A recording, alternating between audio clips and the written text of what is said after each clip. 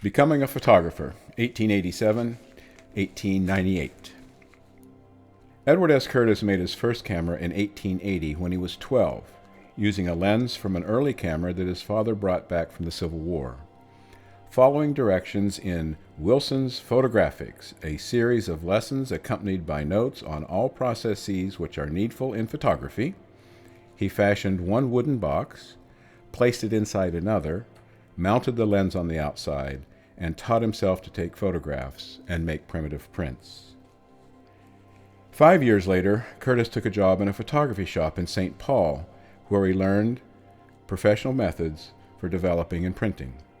He briefly opened his own studio there, but couldn't make a go of it, and took a job supervising a group of 250 French Canadians laying track for the Sault Ste. Marie Railroad. It was brutally hard work, but he got the job done. Soon thereafter, he and his father headed out for Washington Territory. On the new Sydney homestead, Edward planted a small orchard and garden, while he and Ashel continued clearing the dense Pacific Northwest forest and fished and dug clams for food. The brothers also started a brickyard, but with everyone building with wood, it didn't do well, so they regularly hired out to logging operations, lumber yards, and other homesteaders to earn money. In 1890, while working in a lumber yard, Curtis fell and badly injured his back.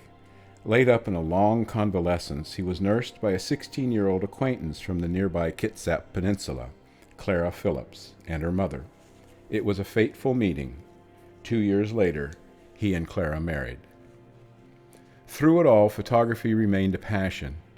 Soon after his recovery, he bought his first camera, a large 14 by 17-inch view camera. His mother thought it was a terrible waste of money.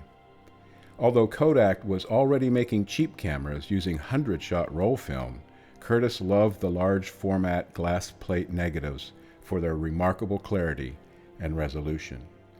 He began roaming Puget Sound's tidal flats, beaches, harbors, and forests, taking pictures that all of us amateurs take: sunsets, landscapes, sailing ships, people at work.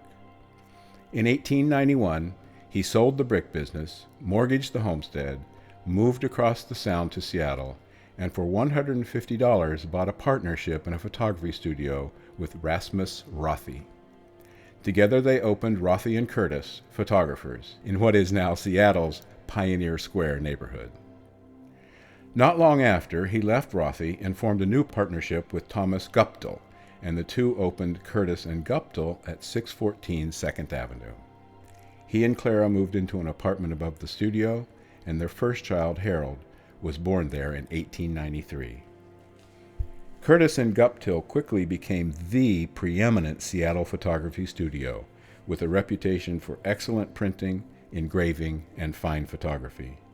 Seattle's emerging high society, the city was booming, beat a regular path to Curtis and Guptill for studio portraits and Pacific Northwest landscapes.